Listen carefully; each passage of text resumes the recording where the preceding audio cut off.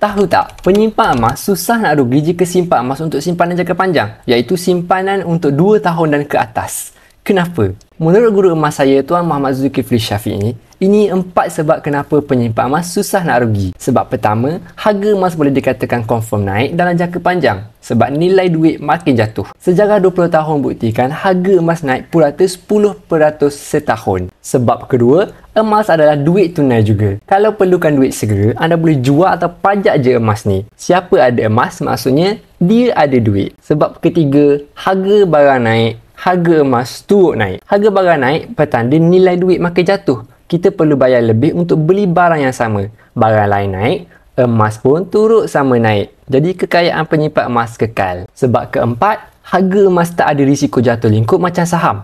Emas satu-satunya aset fizikal yang nilainya tak akan jatuh kosong selagi emas ni ada di tangan kita. InsyaAllah kekayaan kita akan selamat. Jadi jika anda ada duit lebihan di tabung haji, ASB atau KWSP dan tak tahu nak melabur di mana, boleh tukarkan kepada emas. Boleh rujuk pin video untuk bermula atau hubungi saya. Semoga perkongsian saya bermanfaat. Teruskan follow saya.